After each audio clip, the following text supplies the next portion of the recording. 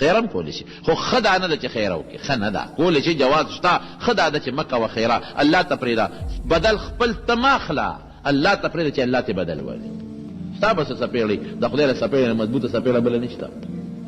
خو صبر کوي الله که نه مظلوم نبی کریم صلی الله علیه وسلم فرمایي چې د مظلوم د خیرون او د فریاد نه د خدای په درباس کې تیز شی بل نشته او الله څه وایي وی لانصرنک ولو بعد حین وی مدد به دې کوم که لږ ساعت پسې خیر دې پروا نشته خو مدد به دې کوم نو صبر کوه خیره کولی شي جواز یې شته مه کوه خیره نو روایتو کې دا دي ښه دی ښه دا نه چې وکړې مه کوه خیره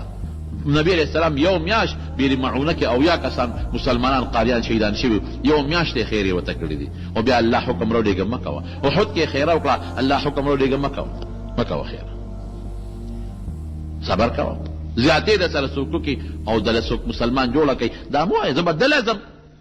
دا موږ ډېر خلکو کې دا شی راشي جګړه جوړه شي کنزل جوړ شي څوک سپېړه جوړه شي خیر دی هېڅ خبره نشته نبی کریم صلی الله علیه وسلم فرمایي وی درې څیزونه دي زه پې قسم خورم قسم په ترمذي شریف کې حدیث دی یو دا چې سوال څوک کوي نو په سوال به مال نه زیاتې کېږي زه قسم خورم حضور پاک فرمایي چې سوال سره مال به نه زیاتې کېږي خلقو سوال دی لکه چې مال زیات کړم نه به زیاتېږي او درېیم څه شی دی په صدقه به مال نه کمیږي وی زه پې قسم خورم حضور پاک فرمایي زما دې قسم وي چې په صدقه مال نه کمیږي یو صدقات خدای زیاتوي او درېیم څه شی دی چې زه پې قسم خورم چې یو مسلمان هغه خپل ځان عاجزه کړي او بل مسلمان له ورغې چې لکه غلطي شوې ده ما معاف کړه یاره غلطي ما نه شوې ده تا نه خو زه تا له رالم نو بعضې سړي وي ښه دله به ورځم زما به عزت کم شي نبی علیہ السلام څه وی زما دې د خدای په ذات قسم خورم چې دې سړي له به خدای عزت زیاتی عزت خدای الله په لاس کې ده دقه دی جګړه دې نه جوړه شي ښه زه به دله ورځم زه به درته وایم چې ما معاف کړم زه به درته وایم چې دا ګناه مې نه ده کړې اوهو ولې په حدیث عمل ولې نه کوې مسلمان خو دې په حدیث عمل وکړي ورشه والا خیر دی الله بیا دې نه خفی که تا ته ستا متعلق به هغه ته څه شی رسېدلي که نه نو په دې به خفی که نه نو ورشه ولې سجل کېږي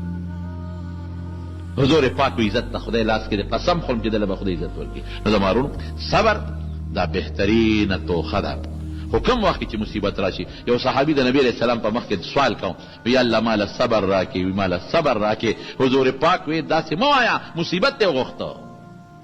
لکه صبر خو الګ کېږي چې مصیبت راشي نو چې ته د اوس نه ورته سوال کې مصیبت نه دی راغلی او خدای ماله صبر راکې صبر راکې دا مطلب شو چې مصیبت راوله چې زه پې صبر وکړم